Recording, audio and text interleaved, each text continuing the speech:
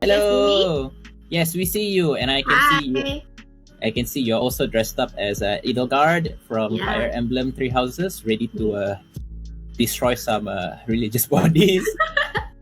But either way, before we move on, the topic of today's, I think it's a short interview. It will be, let me just see here.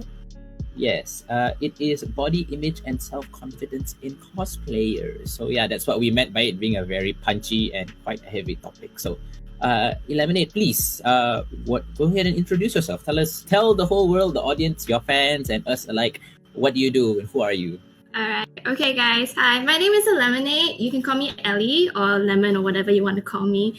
I am generally known as a cosplayer and a game live streamer, but I think one of my main like attributes is that I'm a very YOLO person that like dwells into a little bit everything. So I'm also a participating competitive cosplayer into like skits and crosswalks, and I'm also a performing idol with my group Kiss Marry Kill, where we perform dances from game genres to the audience of the ACG community.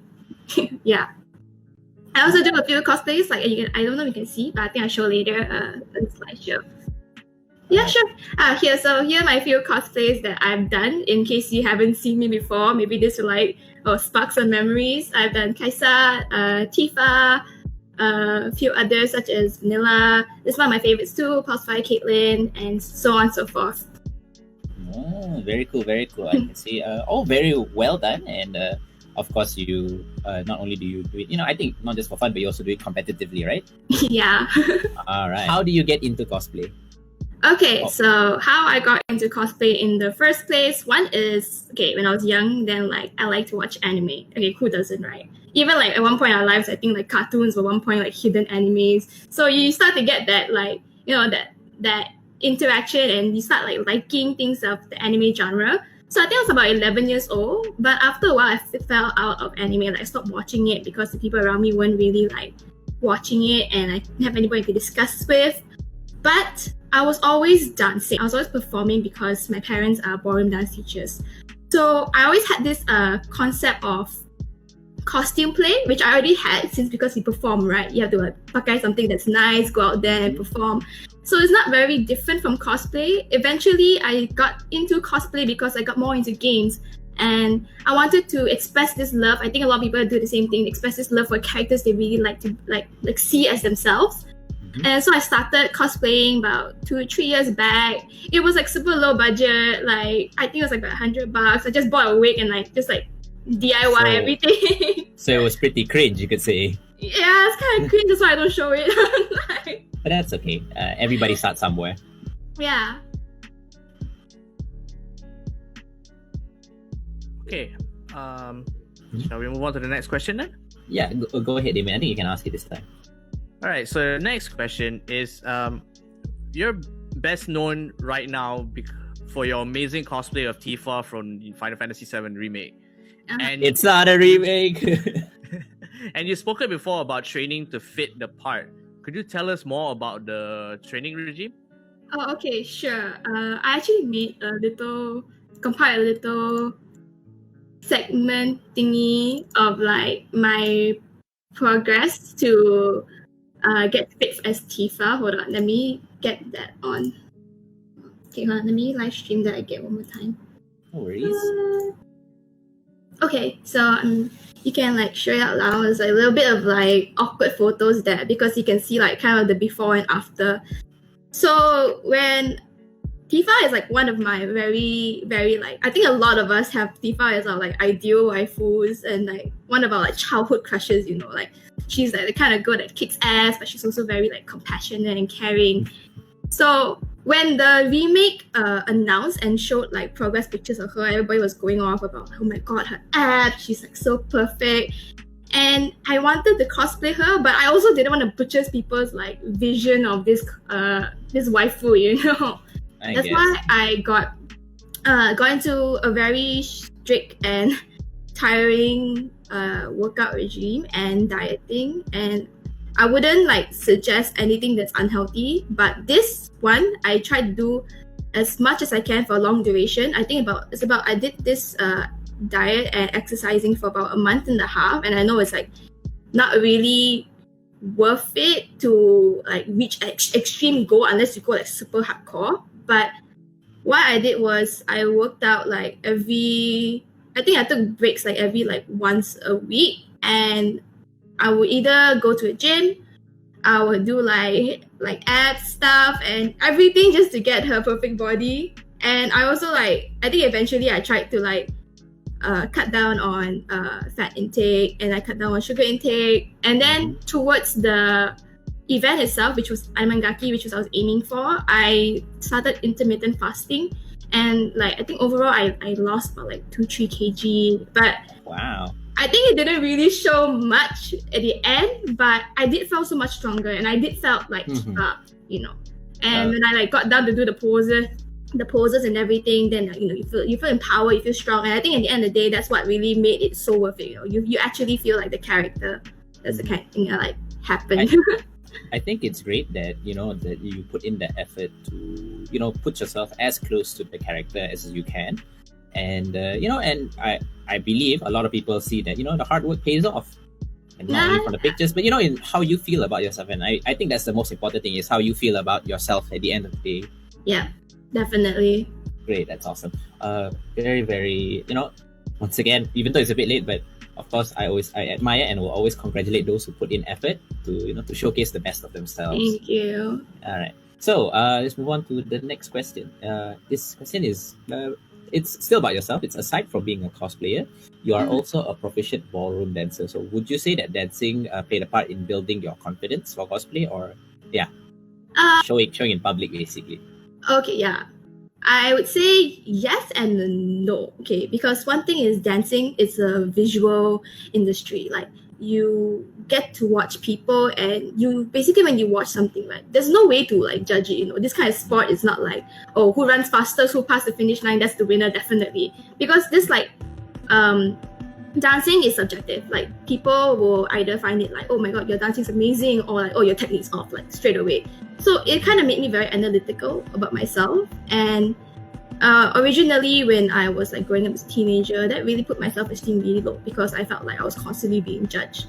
But of course, over time, I learned to deal with it, and I thought hey, why do I care so much about these people? And if I present myself so lowly, right, people are going to see me in that same light, in that same standard. I might as well fake it till I make it, that kind of thing. Yeah. So I would say when you perform, you're kind of not being yourself, but being in a different persona. You're showing the world what they want to see. So I guess in cosplay, that's the same, kind of the same thing, where you put out a character that you want others to see. It doesn't have to be 100% that is you or everything, but you are kind of performing visually for the audience. Yeah, I agree. In cosplay, especially if you put the play part in cosplay, that or the role play part in cosplay, that being part of the character is what people expect, and also what you kind of want to be when you're doing cosplay. And it's good that you find the confidence in that, and hopefully others can pick up on that and find their own confidence in doing cosplay out there. Yeah, and this is just my experience, right? Everybody else has their own different experience to finding their confidence in cosplaying. And I think one of the most easiest way I can give as an advice to people is that to build confidence, even if you have none, it takes practice. Okay, and I'm not saying pretend to be a different person, but let's say you're not confident with your makeup. Okay, your makeup skills. Practice it. Practice it until you find the point that you are confident to show the world this is what it is. The same thing same thing goes with dancing. Confidence comes from practicing. If you're not going to practice it, you don't know your moves, of course you're going to feel insecure, you're going to feel unconfident to perform on stage. It's the same thing. Yeah. That's true. Okay, Damon, can I ask the next question? Okay, my next question for you is, we know that you're a competitive cosplayer and you've taken part in quite a few cosplay competitions. Have you ever felt nervous before going on stage, and does that nervousness ever go away? Okay. Up until now, I have performed I think over hundreds of times since I was a wee little kid, 6 years old, all the way until now. And funnily enough, I find that when I was younger, I didn't really care much, because I just thought I guess I was younger. I didn't really thought so much about what people think. In my head, I was just like, oh, my parents are going to scold me if I don't perform well. But I mean, that was just one part of it. But eventually, all the times I perform, I'm nervous before I go on stage. Especially when I started joining cosplay skits last year. Like, everything gets into your mind, and it's normal. You kind of think like, oh, what if my prop falls down? What if my wig like gets tangled into my face? What if like my audio doesn't go on, and like what's gonna happen? But all these things, like I mentioned earlier, like you need to practice it. You gotta practice the timing. Make sure that's alright. Make sure your prop's sturdy. Those kind of things. But of course, nervousness is not very easy to overcome. And I think up until now, I'm still nervous when I perform. But you know what? It's kind of like not about the what do you call that? It's not about that. It's more about the end goal. What you started, what intention you started with, and you wanted to perform, you wanted to showcase this character, you want to showcase your talent, and you gotta think about that. And that's how like you get this confidence to go on stage. You kind of like suppress the nerves a bit, Yeah. I think it's always important to remind yourself, why did you get into this in the first place? And yeah, of course. And it's from my experience doing emceeing is it's normal to always be nervous beforehand. Like, when you're about to go to the stage, you're like, oh, what if I say something wrong? But I guess one thing that comes with experience is once you get into the flow of things will, you just do things naturally. And I'm sure people will see that, oh, yeah, you're very confident and it shows very well. Of course, you need practice and stuff, but, that comes with, with time.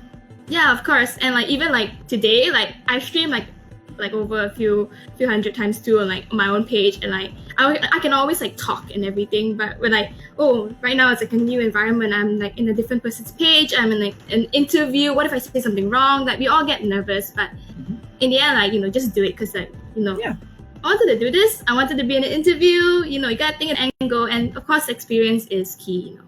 All right. So moving on to the next question, this is a bit deeper, and I think quite a number of cosplayers especially relate to this. Have you ever had moments of self-doubt or insecurity about your cosplays? And if you have, like, how did you overcome them, or how would you advise others to overcome it? Well, okay. I think everybody has insecurities about their cosplay, no matter what. Like even today, this is like the first time I wore like a super blonde white wig, and I'm just like, oh my god, what if I look weird on stream? I wouldn't like, can I change my character like last minute, But I think most importantly is once like, love for the character. Like this character, I really love to do, and I really love her character, her personality, and that's why you wanted to bring her to life in the first place. Like not just me, like yourself. And of course, there will be times where it doesn't look like it fits you, but you know what? Who cares? Like, cosplay isn't about being as accurate as possible. It doesn't have to be like, oh, my body type is a certain way, I should cosplay characters of this body type. No, it's nothing to do with like pleasing others. It's more of pleasing yourself. Yeah. Like you like this character, you like her personality, you like this person, you wanted to do this, you want to do something weird. No matter what, like no matter if you like females like trap, you like furries, like it doesn't matter as long as it makes you happy. I guess so. I mean, as long as one, of course, you love it and you choose to express it in a healthy way, which in this case is in this case cosplay. I think it's fine. And if you choose to improve on it, go ahead. If you just want to do it because you love it, go ahead. No one's gonna stop you. Yeah, man. And I think like important part about cosplay that a lot of people like overlook is that cosplay is not about being as accurate as possible, but kind of personalizing that cosplay to fit you. Yeah. I think eventually by putting your own unique spin on it, people will sooner or later will realize that, oh wow, this is a very cool concept anyways, and hopefully things go up. But at the end of the day, just like you said, Lemonade, the most important thing is you understand that you're doing this out of your own love for it. So don't doubt that love. Just do it. Yeah, man. Like if you like this character, go ahead, do it. You want to be your waifu, go ahead, be your waifu. I can be my own waifu. All right. So, David, have another question, I think. Yeah. I think we have time for one more question, and I think this is probably the most important one so far. There's a lot of influencers in the community that say they find it easy to lose their sense of individuality, so they tend to give in to like following trends instead of doing something that they really want to do or they're passionate about. how do you stay true to yourself and not get swept up by peer pressure? I think this is a very deep, hot topic right now because there's a lot of trends happening. A lot of people are riding on it, and there are a lot of people who are starting to call out people oh, maybe this person's fake behind the back. It's oh, this person is not like that. Okay.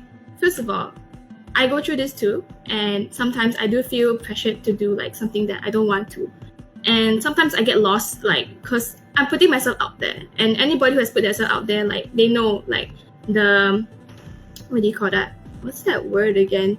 The high they get from being accepted by the online community and the cloud. Yeah, the cloud. Oh my god, there's a bodily term for it, the hive. Okay, whatever. that keeps them going, and then because they feel accepted, they want to keep going on and do more and give people what they want to see. And over time, you kind of get lost in the sense of who you actually are. And I know it sounds very philosophical and everything like that, but the easiest way to do it is write down what you started with, who you are, and just keep constantly analyzing yourself, keep reevaluating yourself. This goes to life advice. It doesn't matter whether you're yesterday or in 50 years. You should always reevaluate yourself as a person. And a lot of people can easily claim I'm never changed. I'm the same person as I am on the page. I'm the same person as I am as in real life. But until you really, really take a step back and see, you will never notice even the slightest of change may have happened. And it's not bad. It's growth. Yeah. It's the people around you and how they influence you, the things that you take and you see that are interesting. Okay, now moving forward to the actual topic of it. So, what was it again? It was to not get lost in translation. How do you keep yourself as an individual?